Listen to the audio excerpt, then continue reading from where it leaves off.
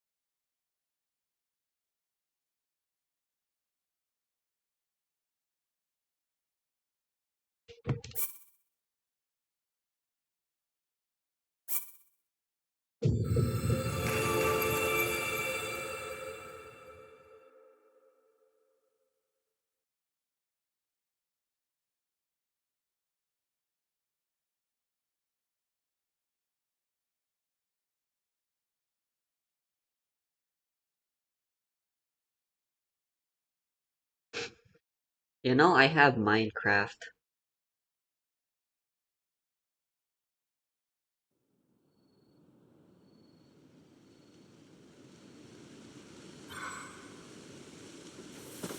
Right, well, the tower's right there. May as well start in the Kala.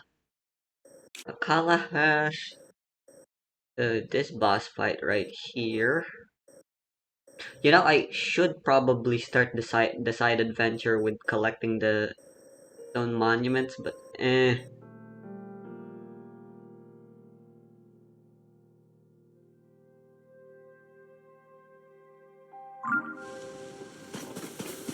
want to do something funny.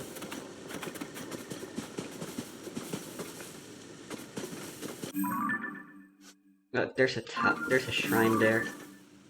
You know, let me go get that first.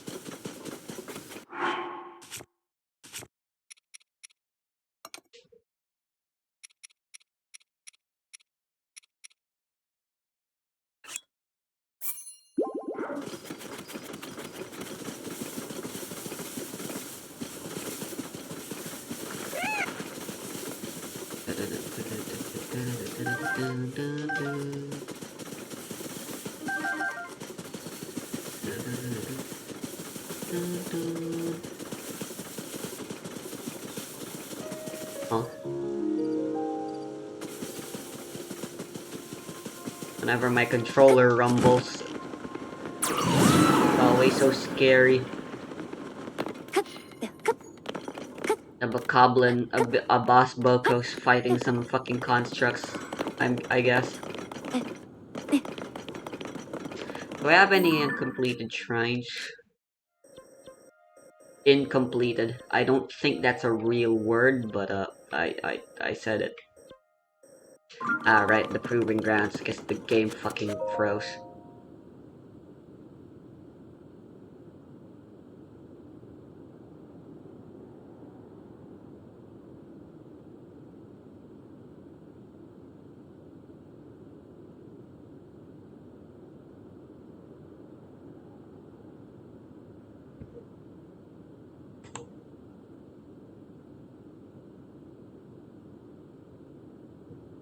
You're serious.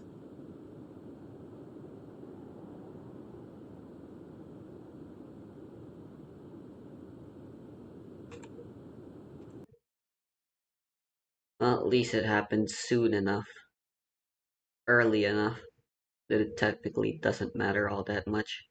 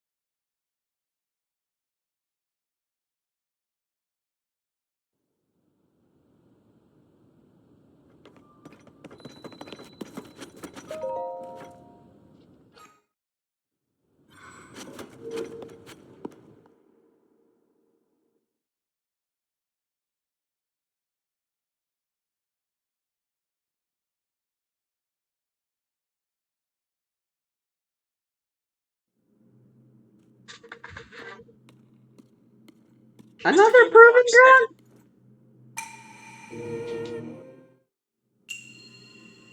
It's the Roomba shrine. Let's fucking go.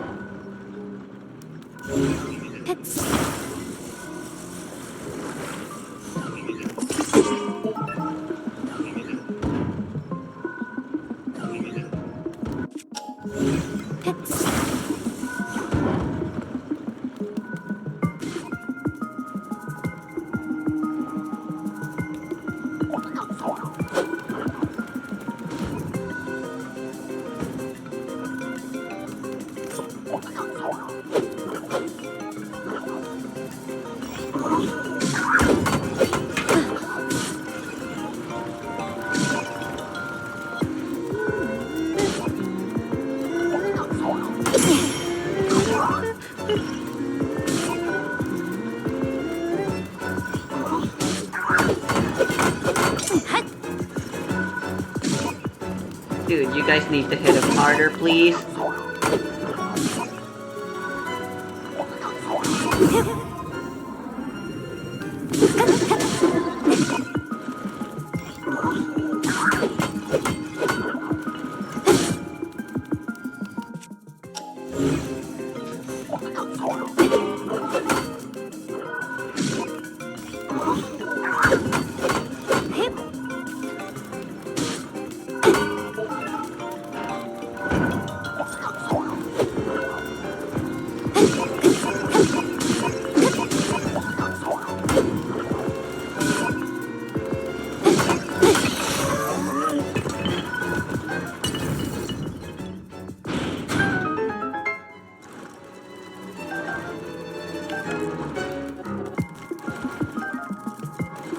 Oh, that's a Reaper.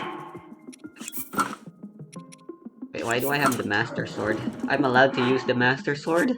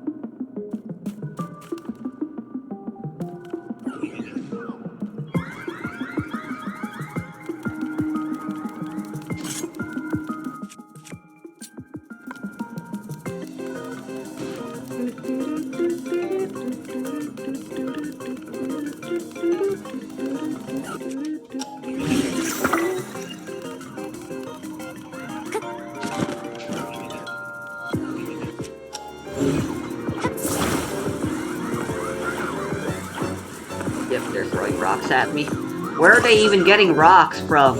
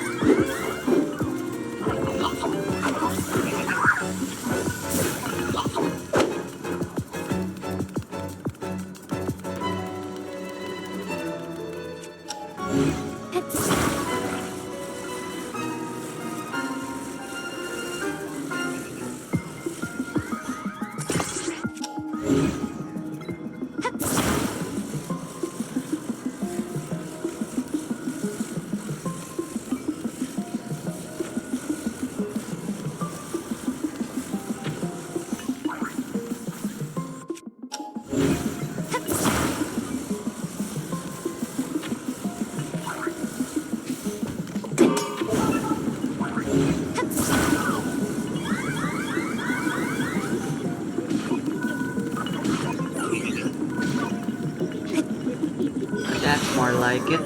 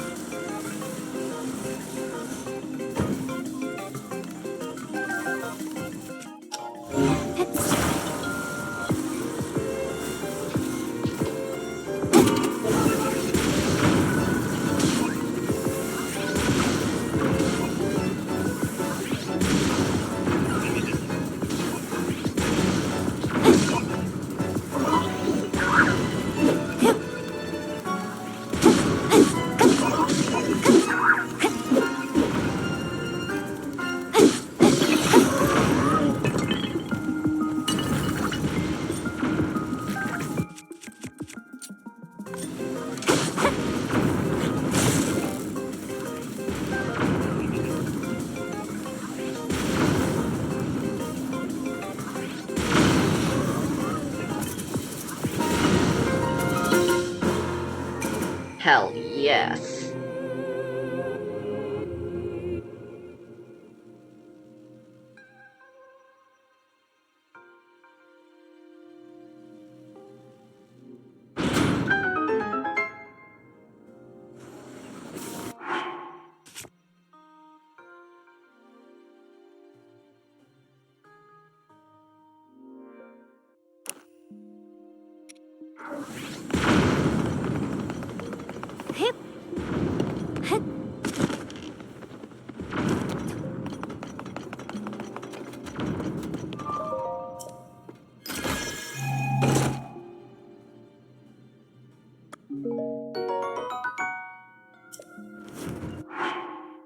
Interesting.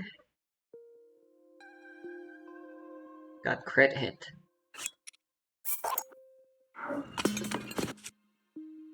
Ah, you're not allowed to use auto build inside shrines. That makes enough sense.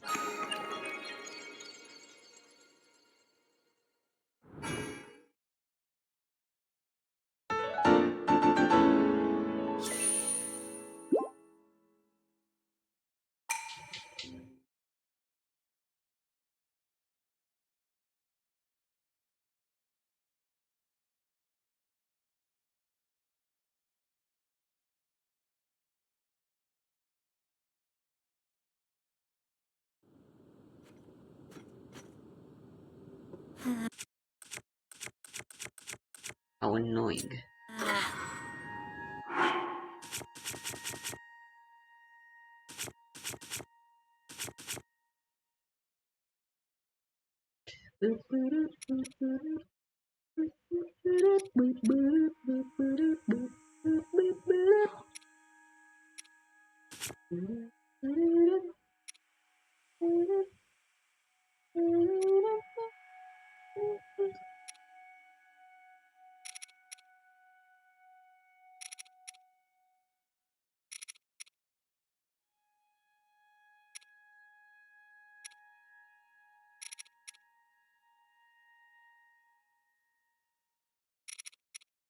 Oh, right.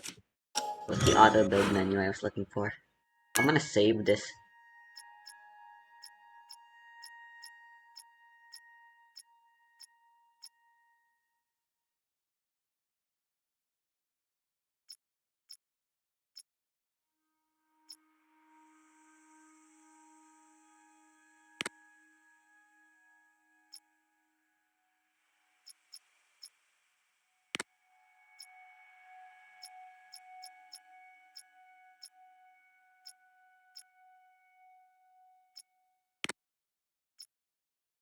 This thing technically works as a boat as well, so they still only have up to 8 favorites, so gotta be efficient with it.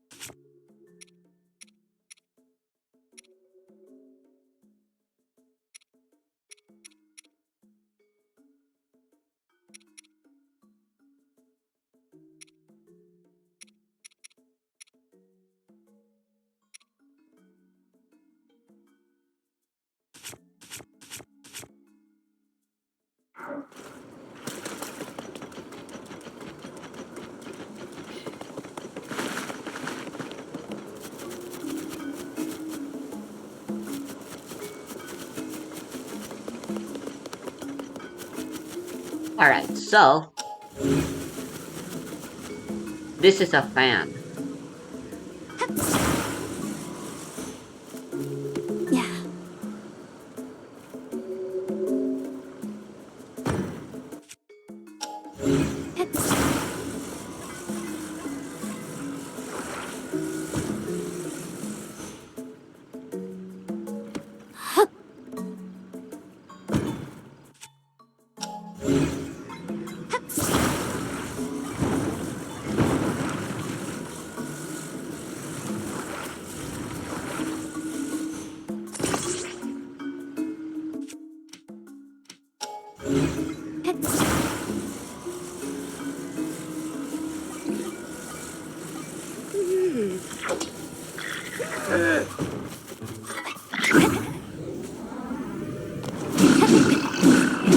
Fuck, dude.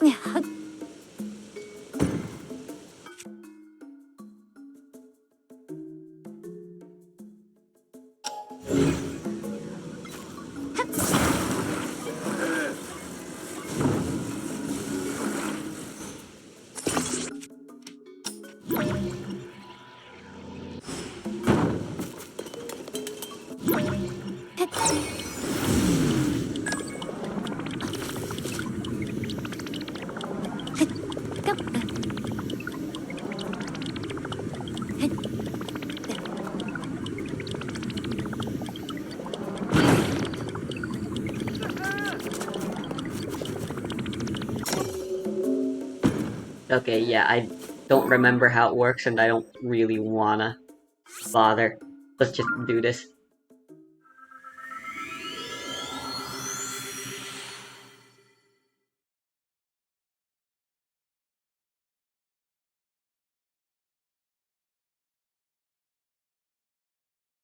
Oh, if I have a spear, I can do something that's a little easier. Well, I already teleported and I don't have a spare spear.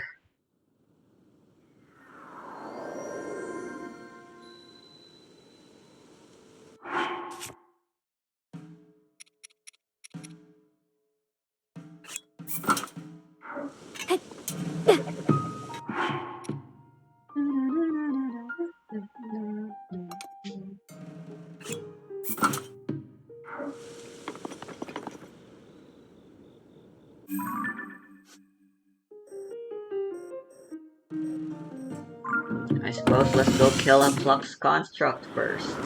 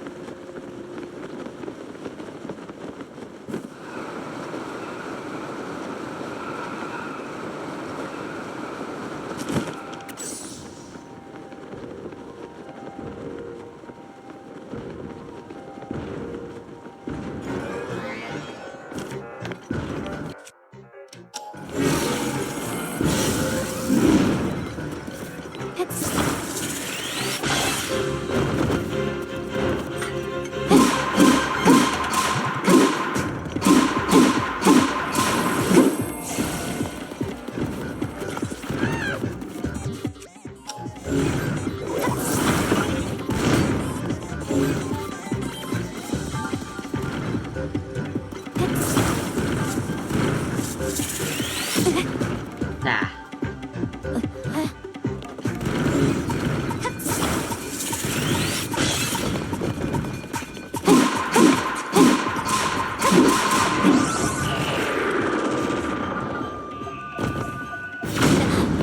Ow. You explode, really? Just go, carts. Go, kart. Go, kart.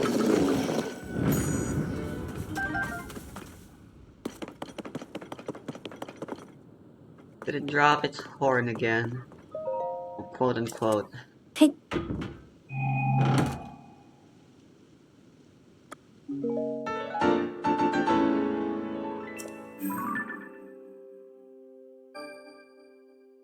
Oh, that's hilarious.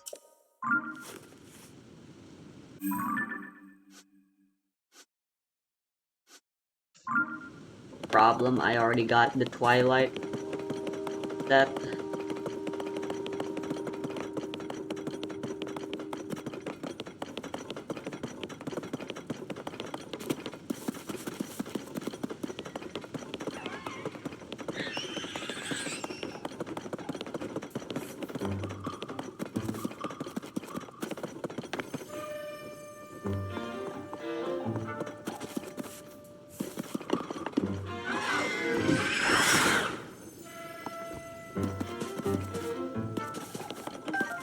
I'm running out of sunblinds, so I should be picking them up here.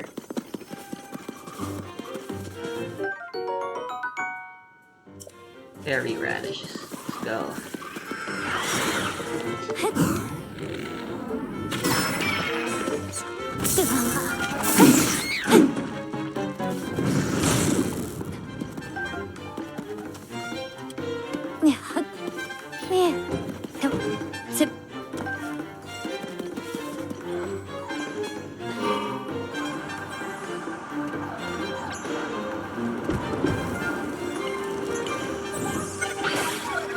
Dude, these things literally don't work.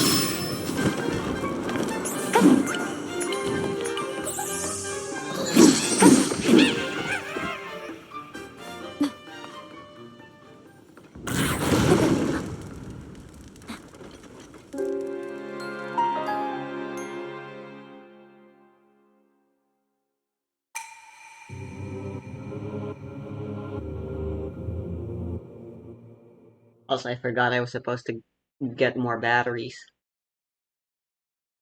A little too late now, I suppose.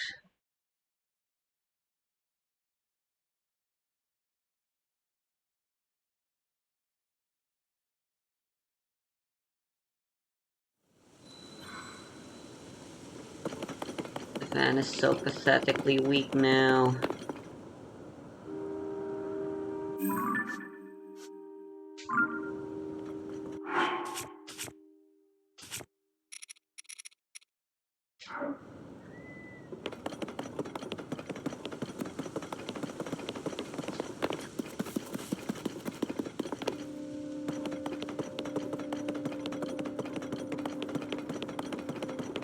Not even funny.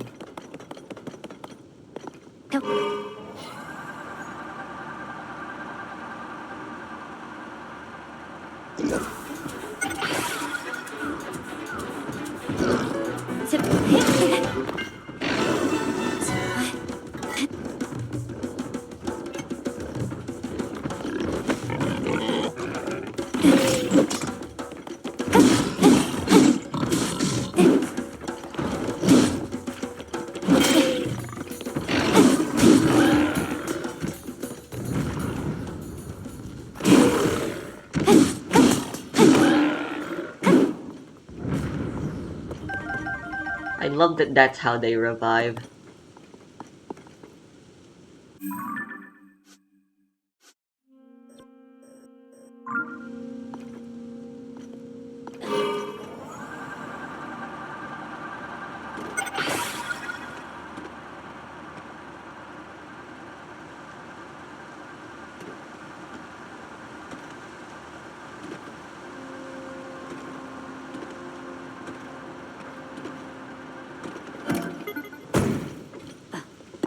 Alright, the hover machines don't work.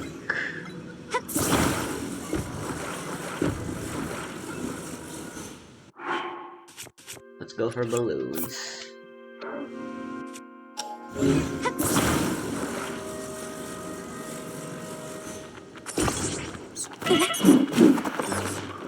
Dude, I am not dying to a keys.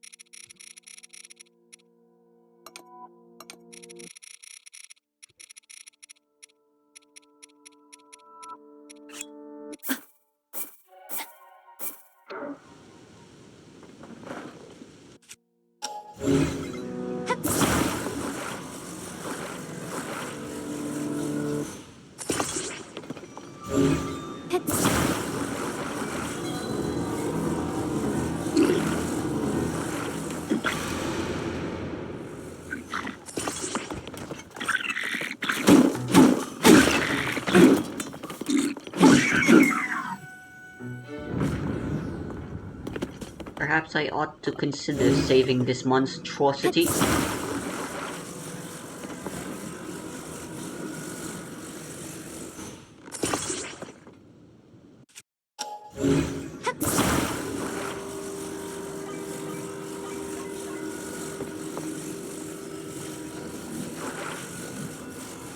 It's an expensive flying machine, but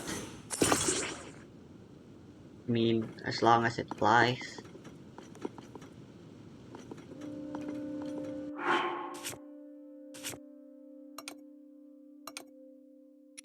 How do I light them up all at once without killing myself?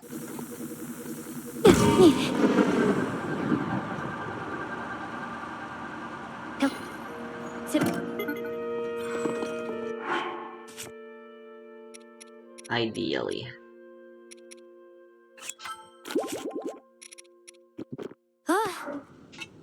Oh.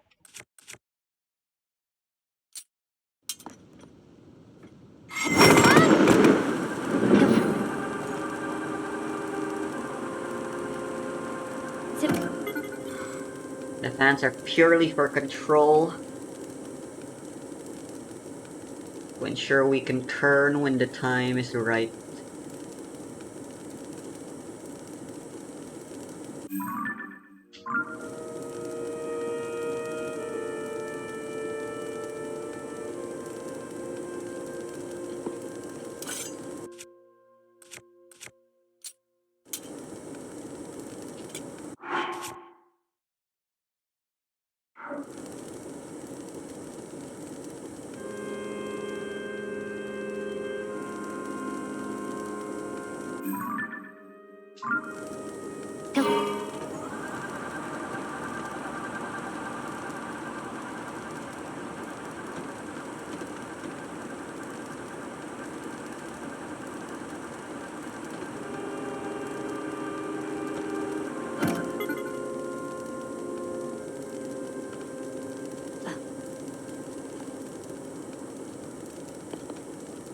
I guess another way I can potentially control this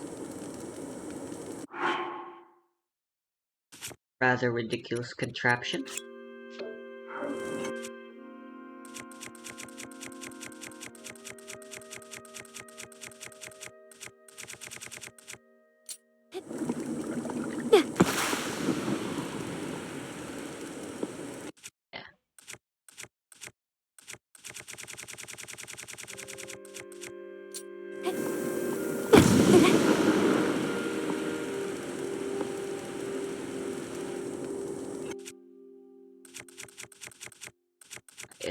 turn based on which one I put out.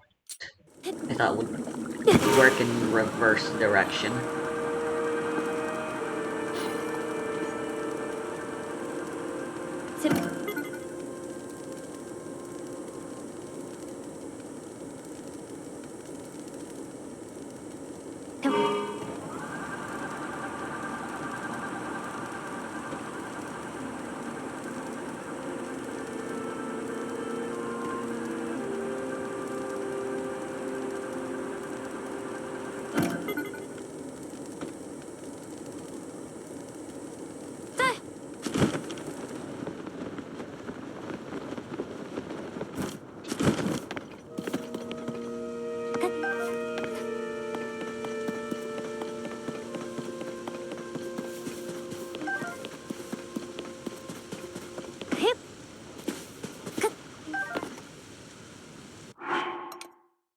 Some fairies once again. Genuinely really nice.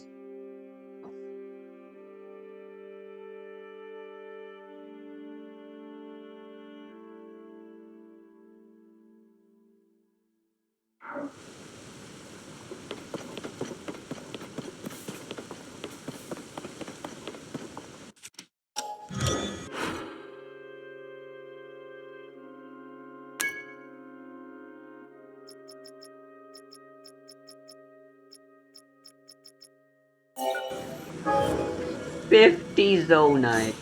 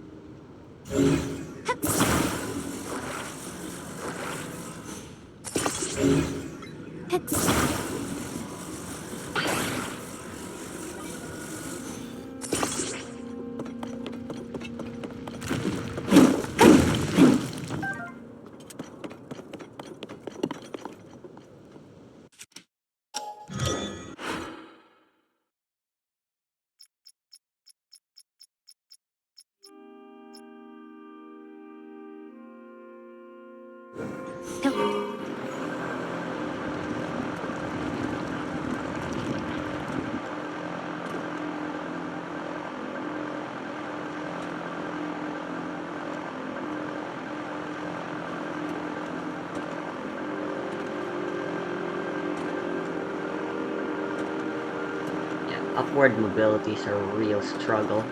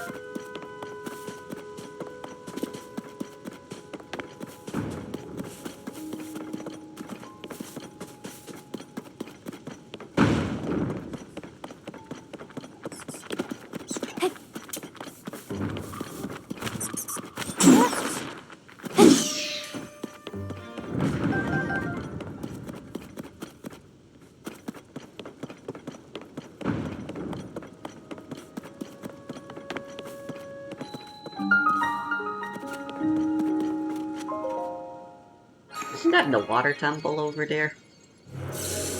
Funky.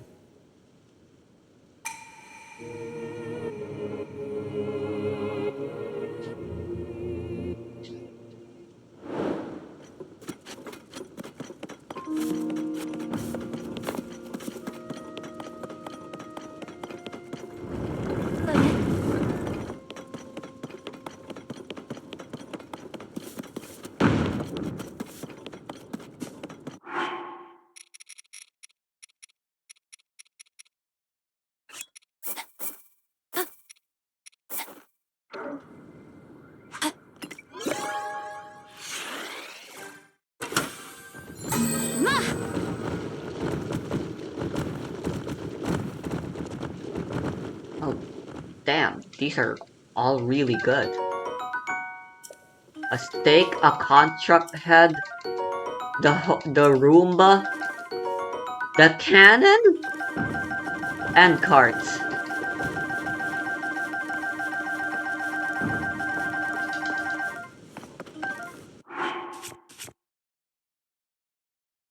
Bruh.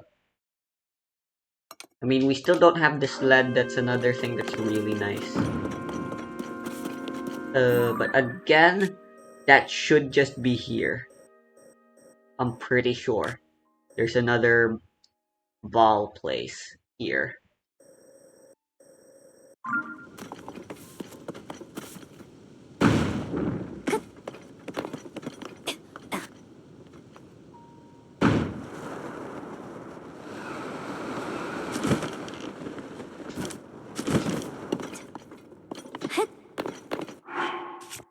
Springs would also be nice. I wonder where I can get those.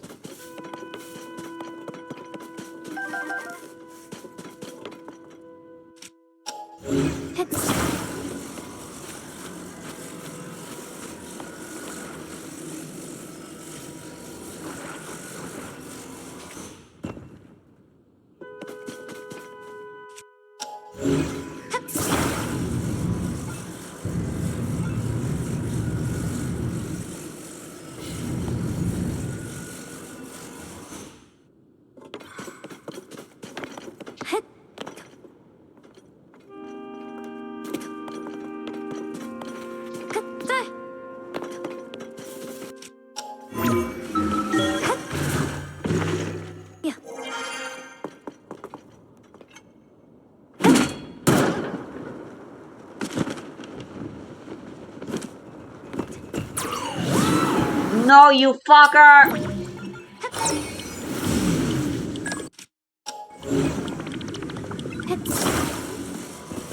Tulin, babe, I love you, but sometimes I really hate you.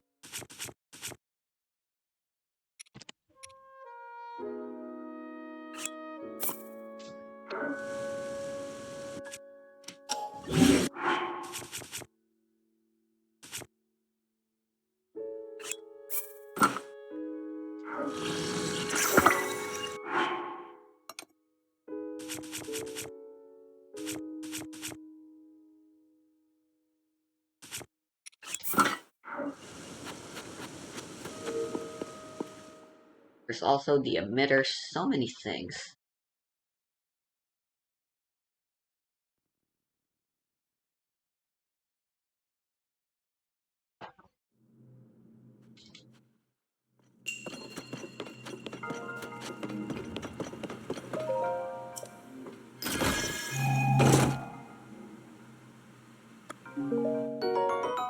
Nice.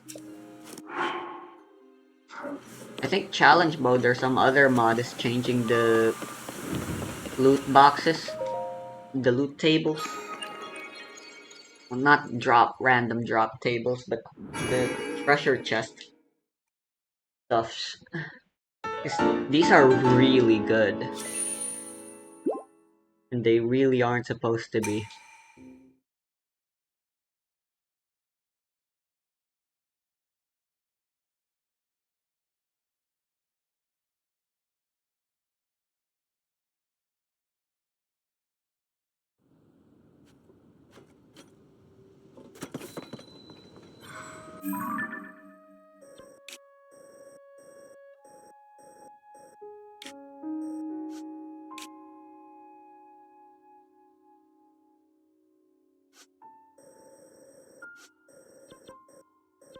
There are rockets here, right?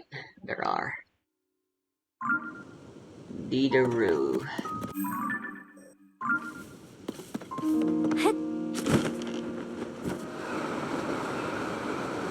I think it'd be better if I just spaceship up rather than fly.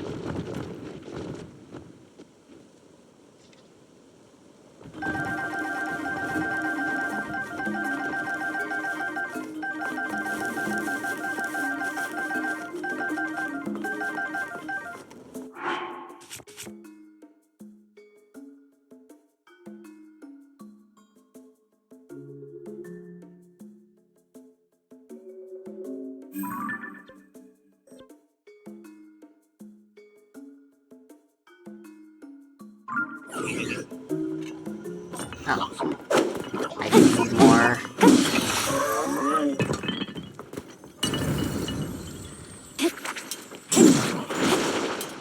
When I charges, so nice.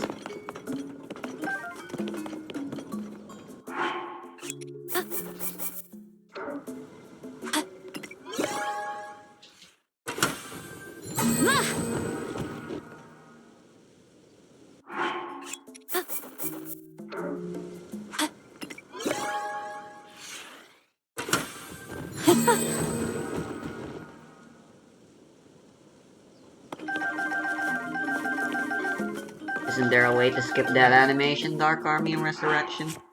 That'd be really nice.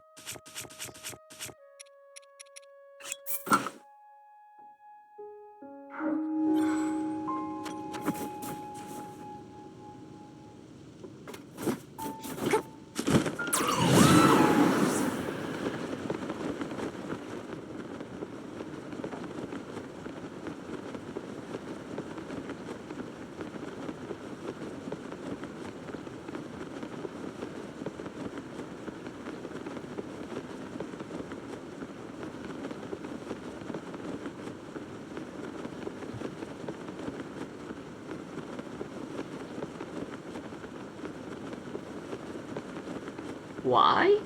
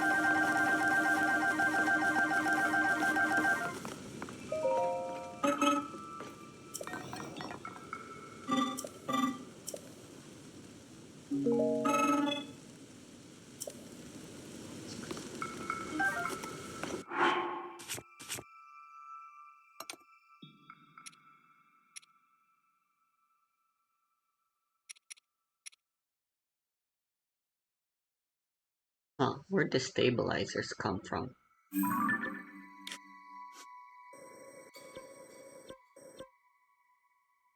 Huh.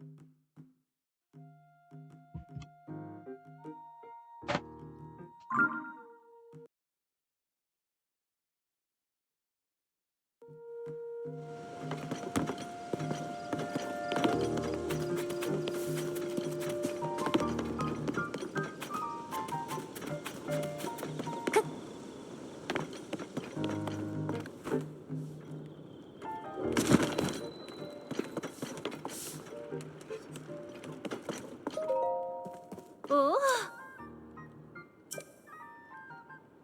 어?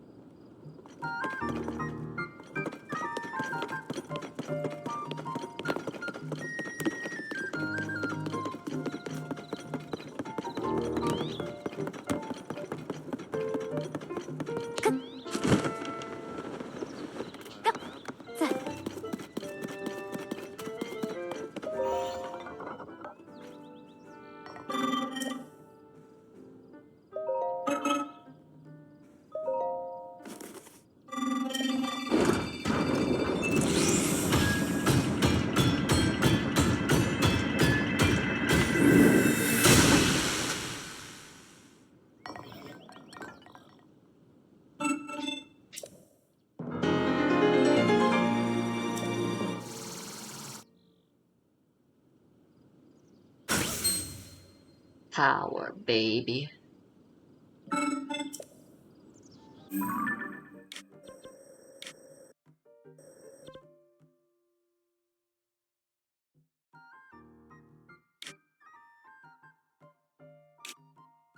If I remember correctly, there should be a dispenser en route to Gerudo. I don't remember what's in it. But more dispensers means more stuff, means more goodies,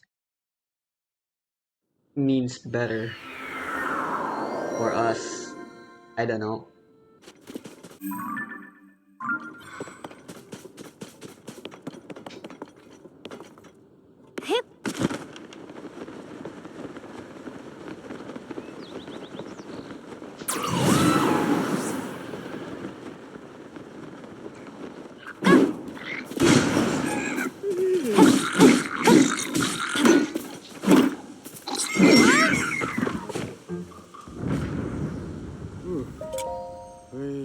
À, à. À.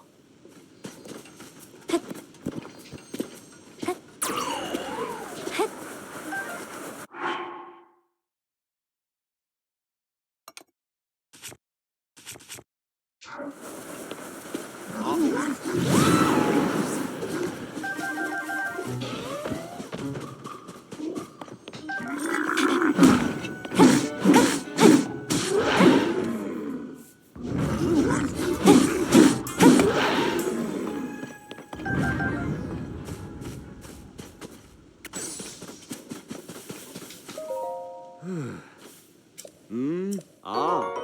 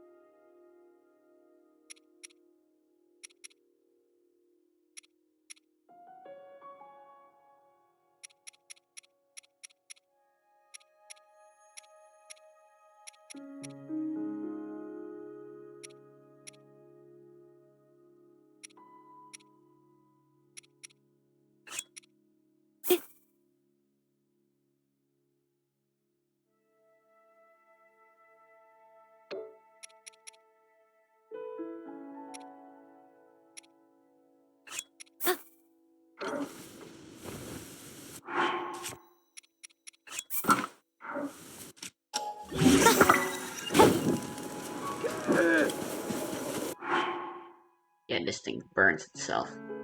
Very impractical.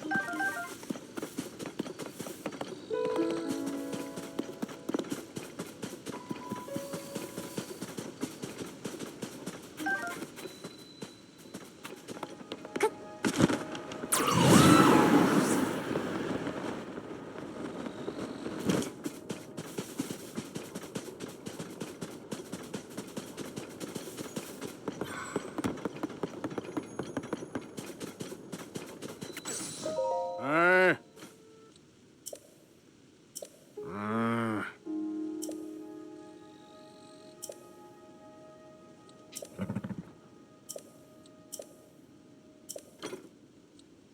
오, 아,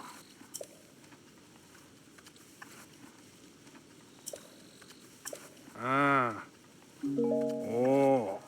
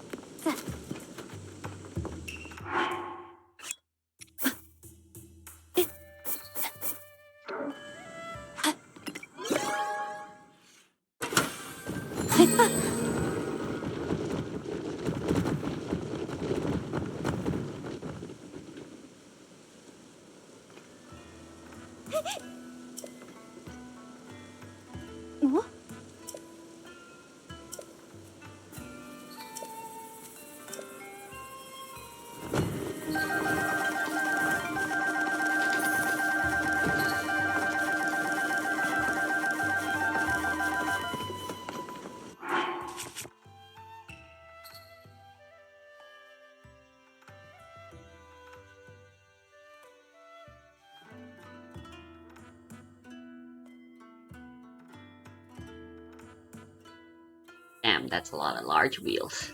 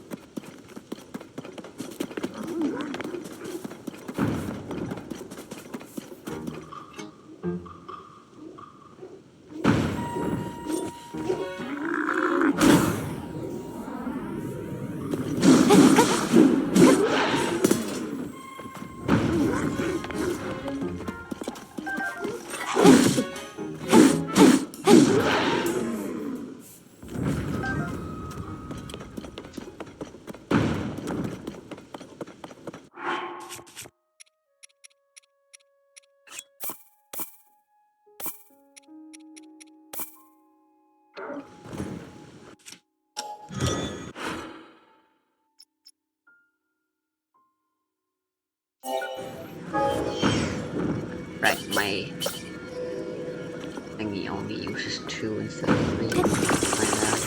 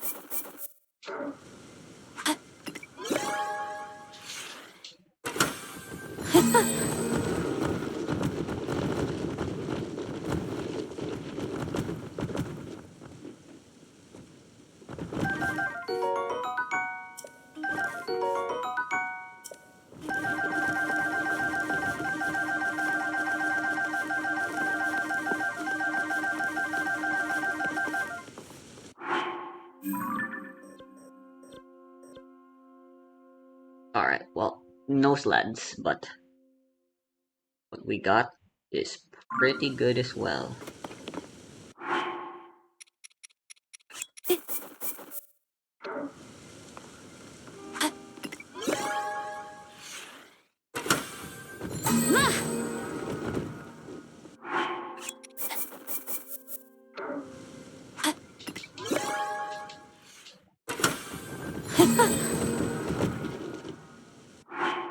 Oh wow, this refills. Wow, it gives you 3 whole temporaries. Wacky.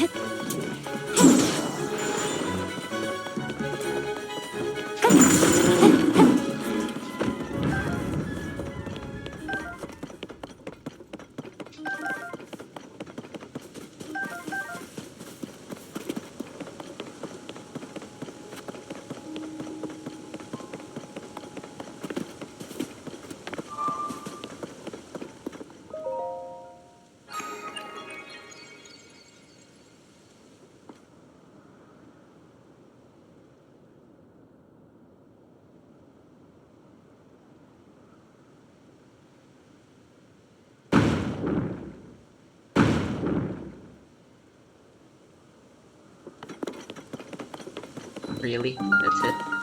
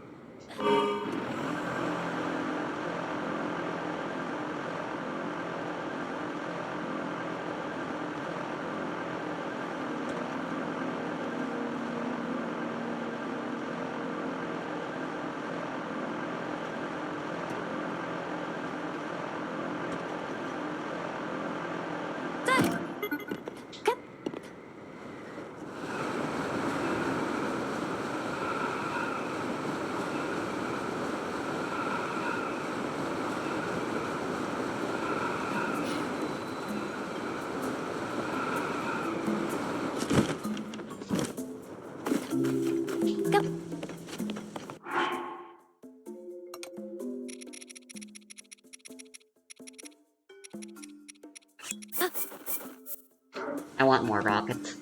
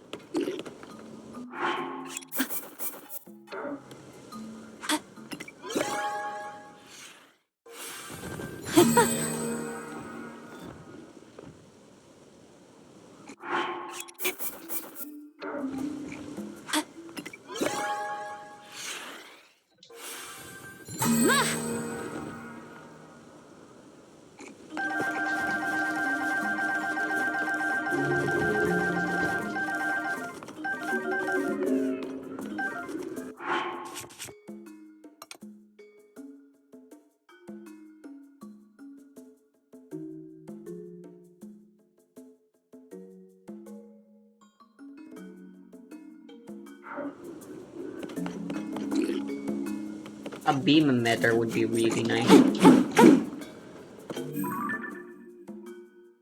Right, we're running low on parts. Let's look at an object map.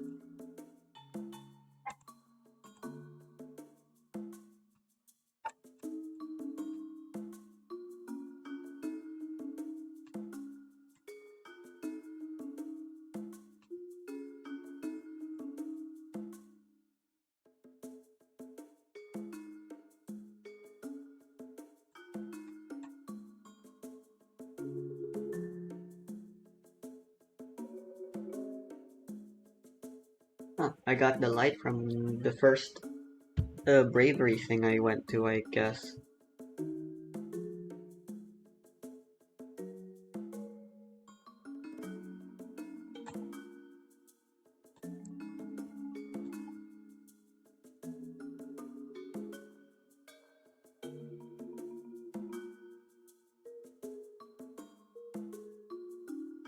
Oh damn. Well, there's the beam emitters I'm looking for. In the Cluda.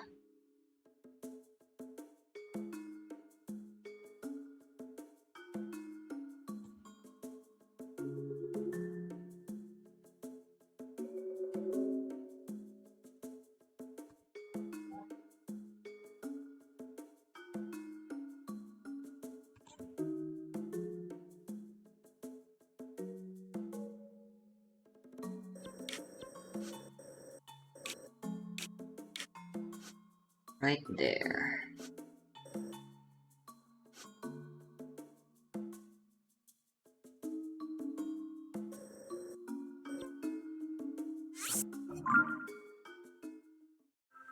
Ah, sure. Ah.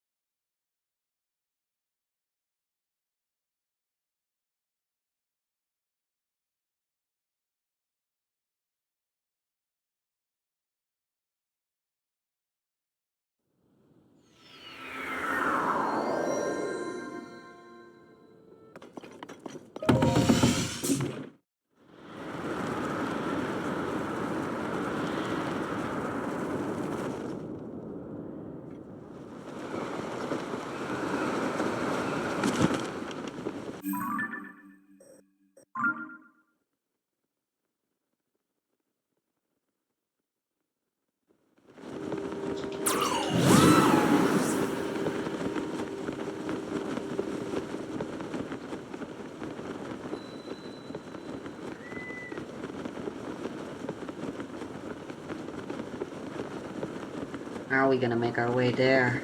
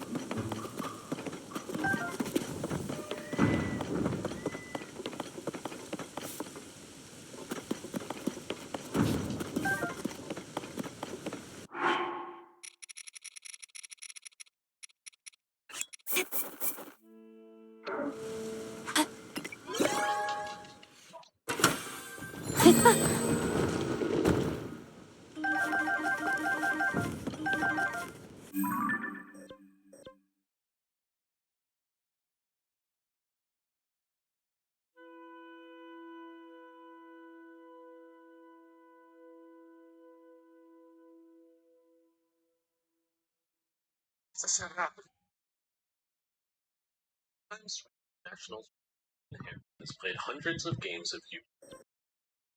Date is March 23rd, 2025. There are about 8 hours left in this month's Awards Cup. Hansen's in the running for the first place in the tournament, which would win him a ticket to the World Championship. He loses the coin flip against a player with a name that translates to, "What are you doing for your future?" who I will refer to as Shorai, and in classic Master Duel fashion, Hansen only opens a singular hand trap, Nibiru, the Primal Beast. The situation is dire. Within a couple of plays, his opponent is threatening to make Appaloosa before continuing their Snake-Eye Fiendsmith combo, functionally eating Nibiru for breakfast. Now is his last shot to activate it. At this moment, Hansen is in an almost unwinnable position. He's about to play one of the best games of his life.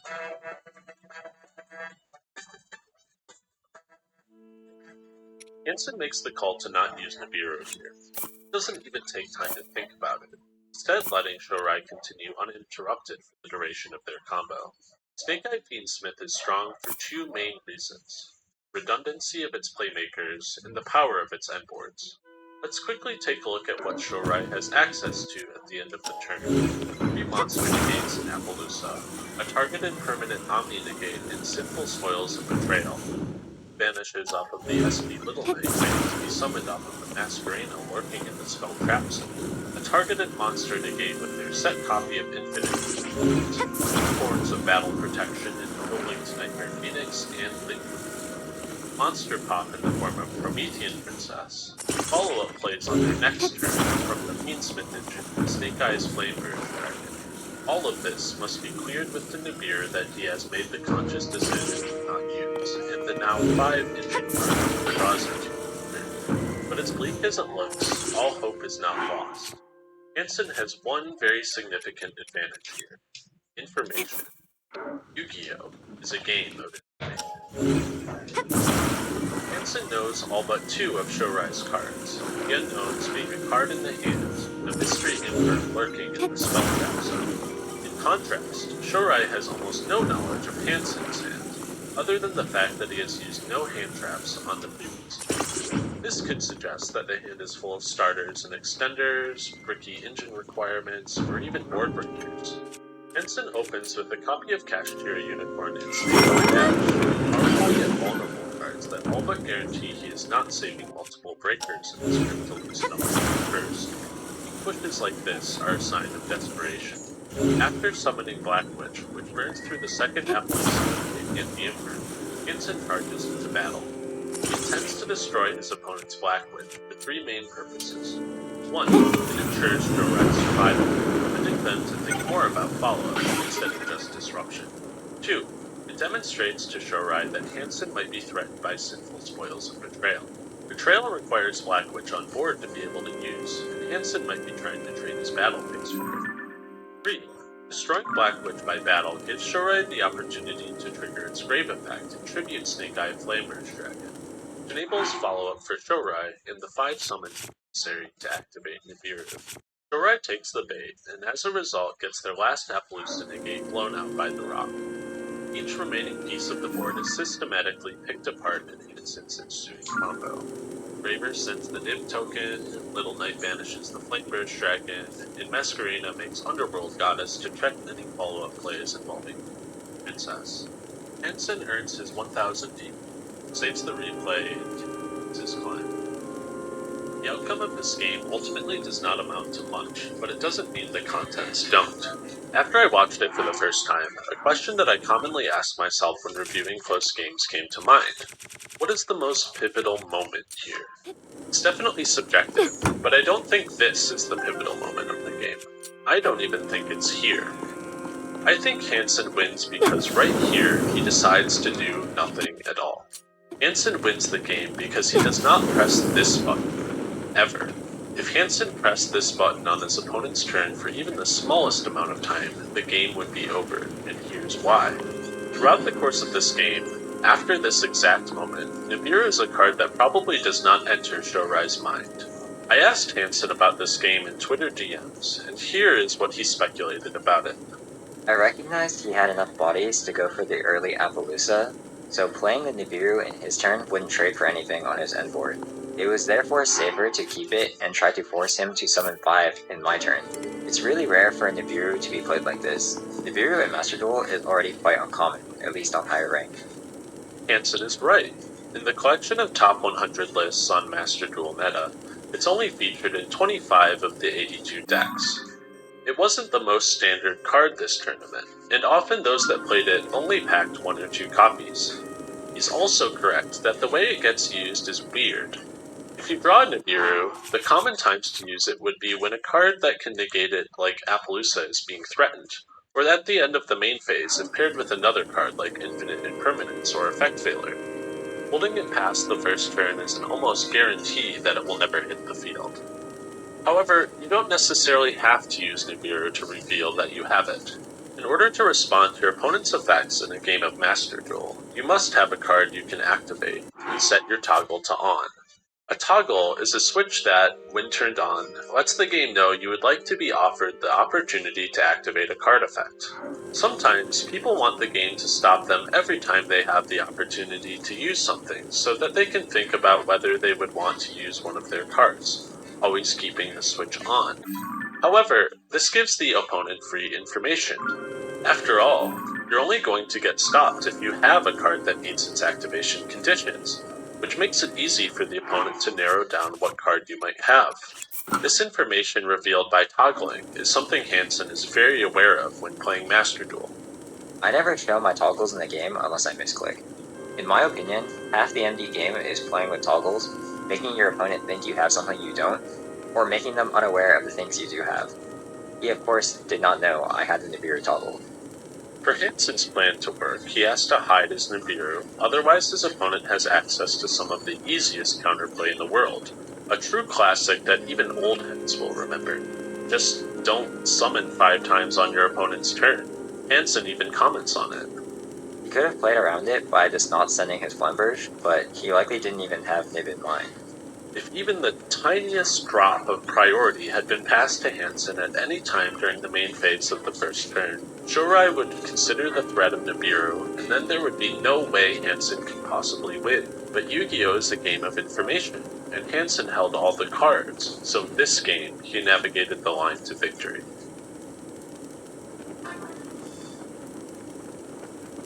I'd like to talk a bit about information in Yu-Gi-Oh! Because it's incredibly important. The ways good players acquire, conceal, and reveal information are crucial skills that separate them from the rest. The first time I was made aware of how crucial information could be came with the death of Mind Crush. If you're an old head that remembers not summoning 5 times on your opponent's turn, it's possible you remember this card being used in a slew of side decks up until around 2019. It even spent some time on the limited list. By modern standards, you might even feel like this makes sense. The effect is similar to banned cards like a Pointer of the Red Lotus and Smoke Grenade of the Thief, Confiscation, and the Forceful Sentry. Hell, even Talents is limited these days. Unlike these cards, Mind Crush is at 3. It sees no play in Yu-Gi-Oh!'s advanced format. This is by design in a very literal sense. In 2019, there was a rule change that removed the need for the opponent to verify that certain effects involving areas of private information had been resolved correctly. Back in the day, after you activated Mind Crush, you could verify the hand of your opponent to make sure they weren't hiding any copies of the card you called.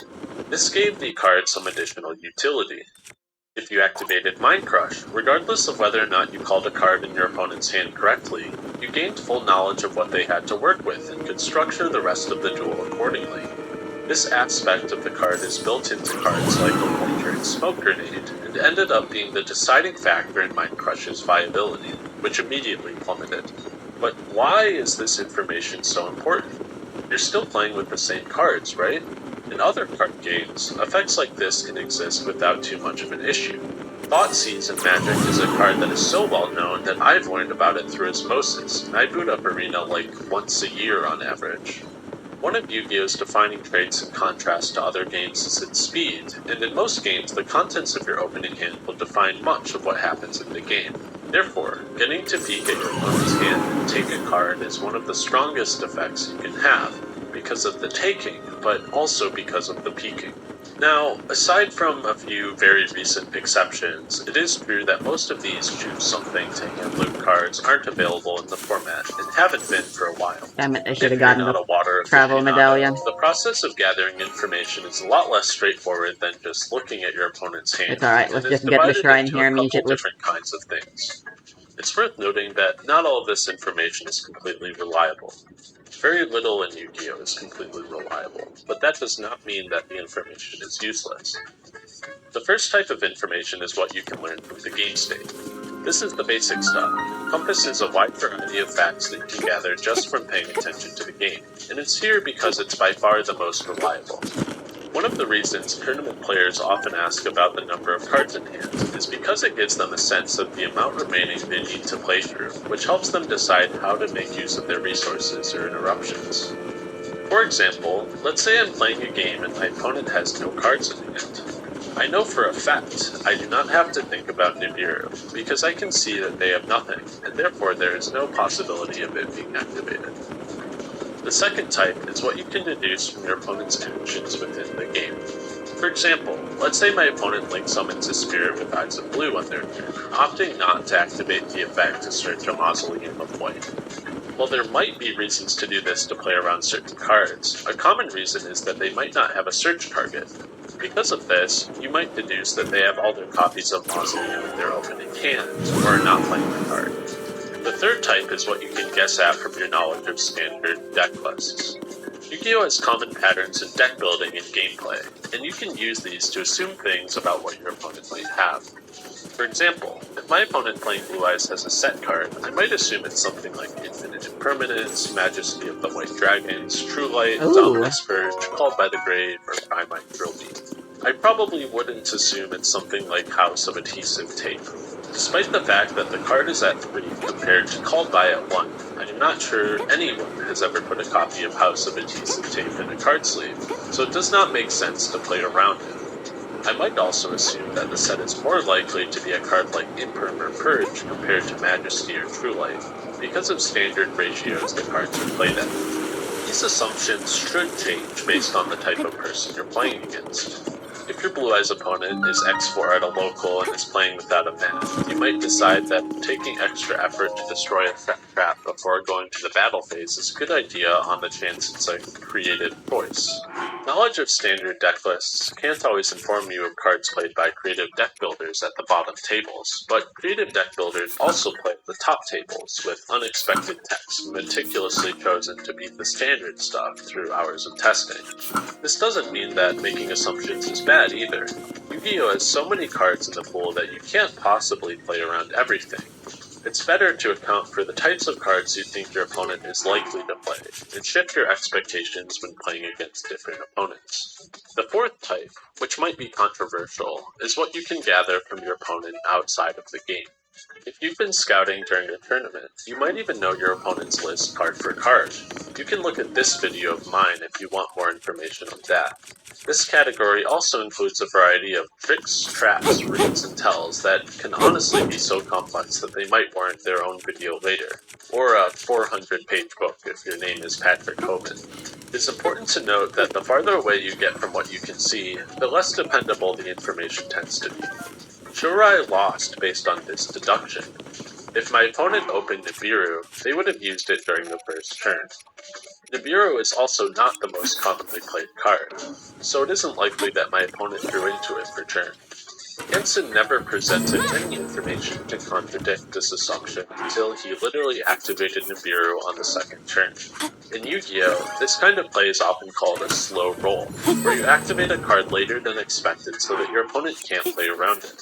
It's one of the ways you can use less reliable information against your opponent to get them to do what you want. The other, far more famous way to do this is called bluffing. Bluffing is not a new concept or unique to Yu-Gi-Oh! People have probably been doing it for as far back as there have been games with hidden information, the most notable being War.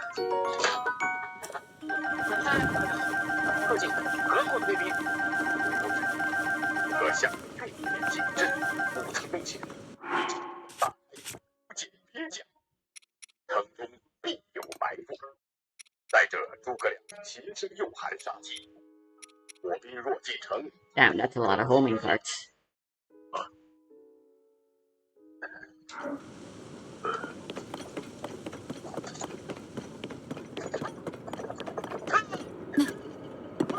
A close second, however, would be poker. Poker honestly shares a lot of similarities with Yu-Gi-Oh! As far as the importance of information goes, since both games require you to structure your plays around guesses at what the opponent has hidden from you. Even a lot of the vocabulary is shared. Words like tilt, bricks, drawing the nuts, angle shooting, and bubbling are used in both games, though Yu-Gi-Oh! Has bluffing in its roots as far back as the tip cards included in its first ever reprint set. Poker is practically synonymous with it. In poker, not ever bluffing is actively detrimental to the results of a well-rounded player. In Hall of Fame player Doyle Brunson's Poker Strategy Classic Super System, he writes, If you've never had the opportunity to see a real no-limit game, you'd be very surprised how much bluffing there is. Good no-limit players bluff 4 or 5 times as often as good players in limit. Bluffing in no-limit requires real strategy, the ability to size up your opponents every time you sit down to play. Bluffing in poker is a great equalizer. It is both a tool used by aggressive and advantaged players to bully out their competition, and the origin of the phrase any two, referring to the fact that even the lowest 2 cards might be able to win a poker hand through bluffing. As a result, a significant amount of time and effort has gone into writing theory about bluffing and reading players. One of the main takeaways is this: for a bluff to be effective, it needs a story to tell. That's another thing that distinguishes Hold'em from other games, except for the now nearly dead game of 5-card stud. It's very easy to see when you have the nuts, or very close to it. You can use that fact to great advantage in Hold'em because you can represent or bluff when you don't have the nuts, and when you're quite certain your opponent doesn't have them either. Bluffing has to present a credible threat, and in poker that credible threat comes from a postured phantom of an unbeatable hand, the nuts. If the flop comes down with a 10, a jack, and a queen, the player starts shoving chips in the center. It doesn't take a genius to start to fear the straight. Shared cards in poker dictate the possibility of strong potential hands. And if a player makes the read that the others at the table are hesitant to commit to the pot, a bluff might be all it takes to earn free money with garbage cards. This is a gross oversimplification, of course. As with most well-designed games, any action in poker has a good deal of options for counterplay. Without the story, though, bluffing inherently doesn't make sense and becomes ineffective. This is something that transcends poker and applies to all bluffs. Let's take a look at an example of a bluff at an extremely high-profile premiere event, my locals in February of 2024, and break it down into some of the critical pieces. At this tournament, I was playing Branded, and my opponent was playing 5 Brigade Lyrilisc. This was the first time my opponent and I had played, so we didn't have any prior knowledge of each other's deck lists. I lose the die roll and am forced to go second in Game 1. My opponent combos into a board of Utopic Draco Future, Appaloosa with 4 negates, and a 5-material Ensemble Robber with 2 unknown cards in hand. I opened Super Poly, a copy of Bestial Rebellion, and 3 engine cards that I did think to write in my Discord message to my friends after the tournament ended. Utopic Draco Future, often called UDF, is not the easiest card to out with Branded. It can be destroyed by battle or card effects, meaning that there are 2 main ways to get rid of it. The Banish effect of Mirror Jade, or the On-Summon effect of Fallen of Albaz to use UDF as fusion material. This is made more complicated by the fact that UDF can negate a monster effect once a turn, meaning that it inherently resists its own outs. Going into my turn, UDF is what I am most concerned over, since Ensemble Robin and Appaloosa are easily answerable by my Super Poly. I start the turn by doing just this, and Super Poly the monsters into a Mud Dragon of the Swamp. My next step is to activate its effect.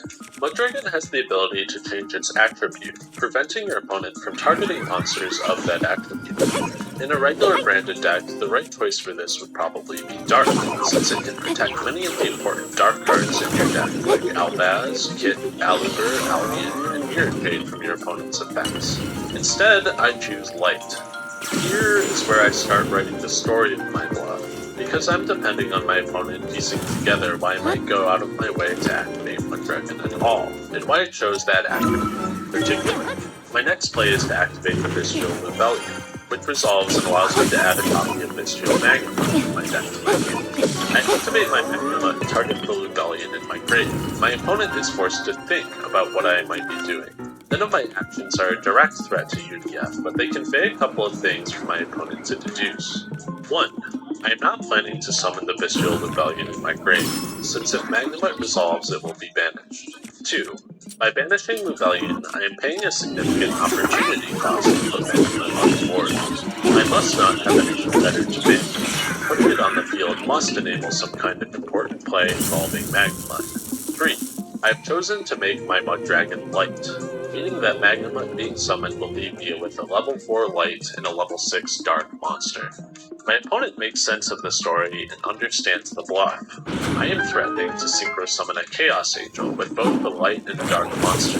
This Chaos Angel would be unaffected by activated monster effects, unable to be destroyed by battle, and would be able to vanish UDF on summon. This would result in me winning the game because my opponent's deck probably did not have any outs to it if it gets summoned. It's even partially supported by my opponent's knowledge of standard lists. Mystial engines are common choices in synchro decks like Centurion, or even certain builds of Branded.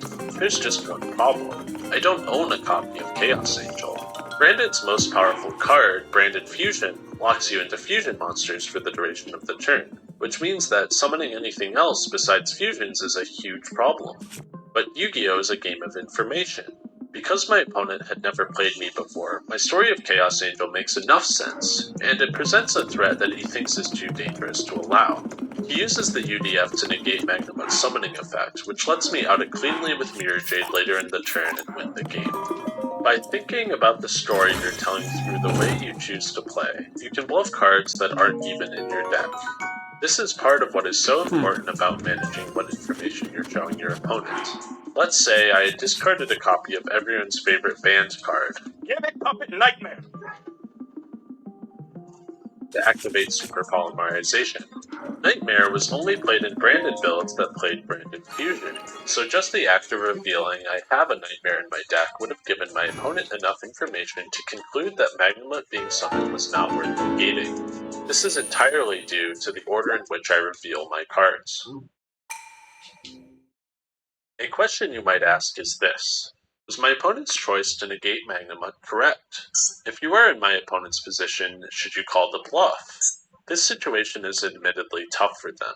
Losing their two main pieces of interaction to Super Poly probably made it difficult to win regardless, but I think it's worth exploring these kinds of situations to know what to think about when they happen to you.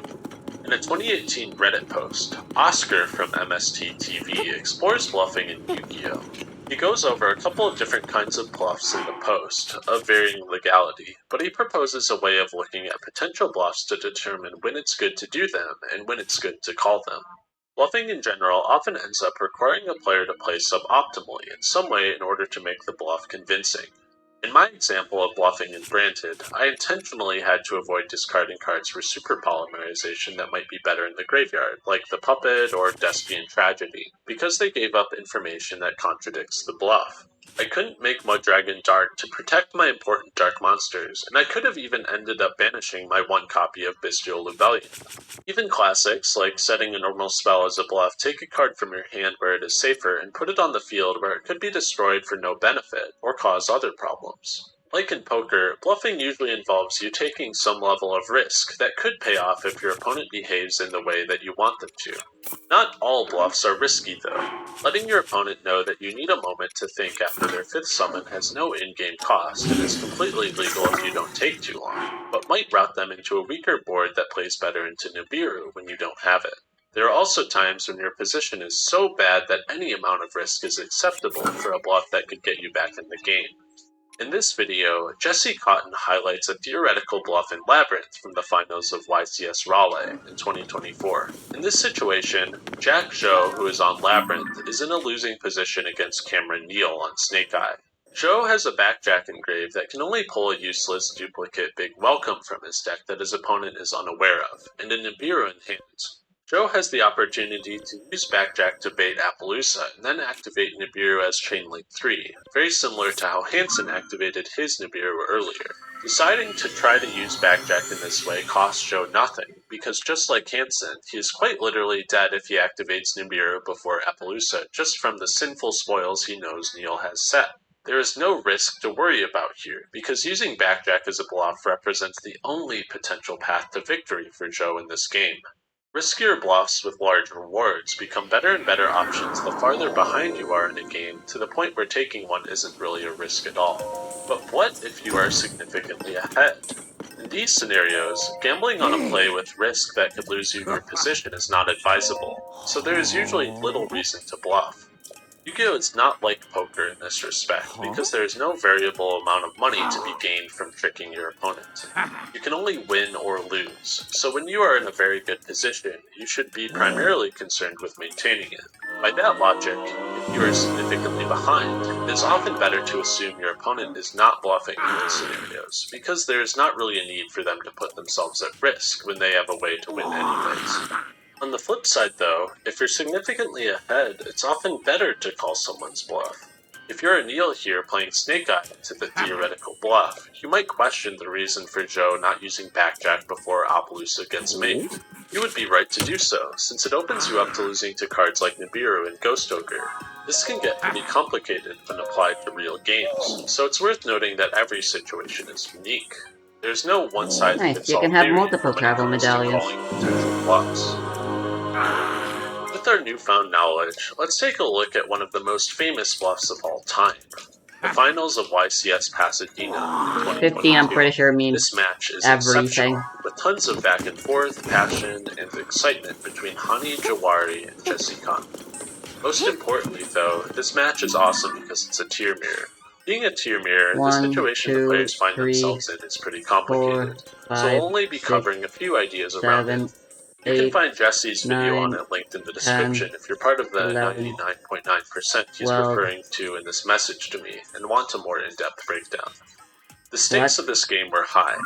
Hani was looking for his first YCS win as a solo player, and Jesse had taken 4th place and 2nd place finishes with tier elements at the last 2 YCSs he attended, and sought to seal the deal. Both players take a game off of each other, bringing them into a game 3.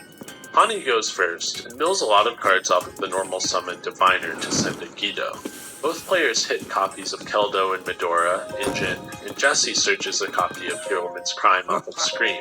After a couple of chains, Jesse is able to disrupt his opponent by making a Kaleido Heart to shuffle back Hani's Kikalos. Hani, in turn, is able to slap together an Abyss Dweller and seizes board control by using triple tactic talents to steal Jesse's Mud Dragon, which he uses to make a Baron de Flora to destroy the Kaleido Heart. 7 of the cards mentioned so far are now on the Forbidden and Limited list. Jesse is locked from using his grave and spends his next couple of turns baiting out the Baron negate, developing his shufflers, and outing the Abyss Dweller. Hani shuffles it back and remakes it, searching a Solier